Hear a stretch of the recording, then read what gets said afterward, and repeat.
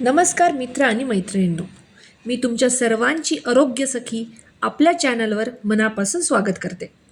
आज आपण बोलणार आहोत एक छोटा पण पॉवरफुल असा तुमच्या आणि आमच्या ओळखीचा घटक सब्जा बियांबद्दल. उन्हाळ्यामध्ये तुम्ही सरबत, फालुदा किंवा लस्सीमध्ये हे नक्की पाहिलं असेल. पण तुम्हाला माहिती आहे का, सब्जा हा शरीरास थंडावा देत नाही, तर आपल्या आरोग्यासाठी खूपच फायदेशीर आहे. आता सुरुवात तर इथून झालीच पाहिजे की सब्जा बिया कशापासून तयार होतात.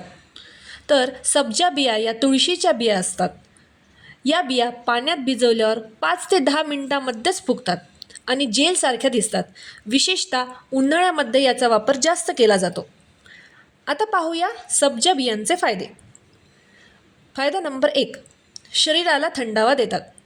शरीरातील उष्णता कमी करतात, कारण त्या शरीरातील पाणी जे आहे ते धरून ठेवतात. त्यामुळे डिहायड्रेशन होत नाही आणि हळूहळू पचतात, कारण या फायबर रिच असतात. हळूहळू पचल्याने एकदम अचानक जाऊन शरीराची ते हीट वाढवत नाहीत. त्यामुळे आपले शरीर थंड राहते. वजन कमी करण्यासाठी मदत होते, कारण या पोटात जाऊन फुगतात आणि त्यामुळे जास्त वेळ पोट भरल्याची भावना राहते. पचन हळूहळू करून शरीरात फॅट जमा होण्याची प्रक्रिया देखील कमी करतात. पचन सुधारते. गॅस, ॲसिडिटी, बद्धकोष्ठता कमी करते. त्वचेसाठी चांगलं आहे. अर्थातच उष्णता कमी करून पिंपल कमी करतात. पाणी धरून ठेवतात, त्यामुळे स्किन हायड्रेट राहते. डायबेटीज नियंत्रणात ठेवण्यासाठी मदत होते. यामध्ये हाय सोल्युबल फायबर्स असतात, त्यामुळे अन्नातील ग्लुकोज हळूहळू रक्तात मिसळते. त्यामुळे ब्लड शुगर लेवल अचानक वाढत नाही.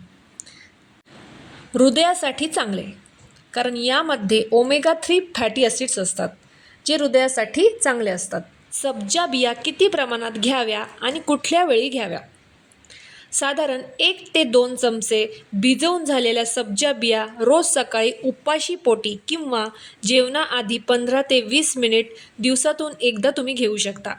रोज घेतल्यास तुम्हाला 3 ते 4 आठवड्यामध्ये बदल जाणवेल. सब्जा बिया या फक्त थंडीतच घ्यायला पाहिजेत का? असं काही आहे का? तर नाही. फक्त तुम्ही ऋतूनुसार याचं प्रमाण थोडं कमी जास्त करू शकता. जसं की उन्हाळ्यात 1 ते 2 भिजवलेल्या सब्जाच्या बिया, किंवा हिवाळ्यात अर्धा चमचा भिजवलेल्या सब्जाच्या बिया, किंवा पावसाळ्यामध्ये देखील अर्धा चमचा भिजवलेल्या सब्जाच्या बिया. पण जर तुमचे पोट खूपच जर सेन्सिटिव्ह असेल, तर तुम्ही त्याचे प्रमाण तुमच्या डायजेशननुसार अजून थोडे कमी करू शकता. फक्त प्रत्येकाची जी शरीराची प्रकृती आहे त्यानुसार त्यांनी आपले आपले सेवन करावे, कारण जास्त प्रमाणात घेतल्यास अपचन होऊ शकते. सब्जा बिया कोणी घेणे टाळावे? गर्भवती महिला. शक्यतो गर्भवती महिलांनी रोज याचा वापर करणे टाळावे. ऑकेजनली जर घेत असाल तर कमी प्रमाणात तुम्हाला चालू शकते. तसेच 3 वर्षाखालील जे मुले आहेत यांनासुद्धा हे टाळावे, कारण हे जे आहेत हे घशामध्ये जाऊन चोकिंग करू शकतात, अडकू शकतात. त्यामुळं या मुलांना शक्यतो सब्जा बियांचा वापर करू नये.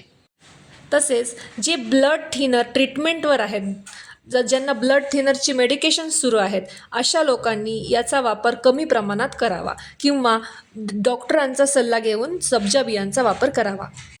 त्याचप्रमाणे ज्यांना हार्मोनल इश्यू असतील, जसं की इस्ट्रोजन हार्मोनचा जर इश्यू असेल किंवा इस्ट्रोजन सेन्सिटिव्ह असेल, असे कुठले आजार असतील, जसं की कॅन्सर वगैरे या रिलेटेड, तर अशा लोकांनी देखील याचे सेवन करताना प्रथम डॉक्टरांचा सल्ला घ्यावा किंवा शक्यतो टाळावे, कारण हे जे आहे हे फायटो इस्ट्रोजन्स असतात.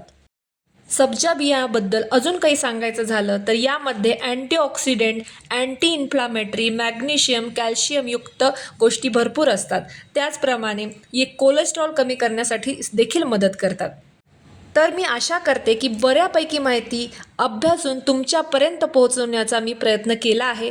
तुम्हाला माहिती आवडली असेल तर पटकन एक लाईक करा. माझ्याशी कनेक्ट राहायचं असेल तर सबस्क्राईब करून पुढील बेल आयकन प्रेस करा. तुमच्या मित्रमैत्रीण परिवाराला जर ही माहिती उपयुक्त असेल तर नक्की त्यांच्यापर्यंत शेअर करा. आणि अजूनही मनात एखादा प्रश्न शिल्लक राहिला असेल तर बिनधास्त आपल्या आरोग्य सखीला विचारा, नक्कीच उत्तर देण्याचा मी प्रयत्न करेल. तर परत एकदा भेटूया अशाच एका इन्फॉर्मेटिव्ह व्हिडिओमध्ये. तोपर्यंत धन्यवाद.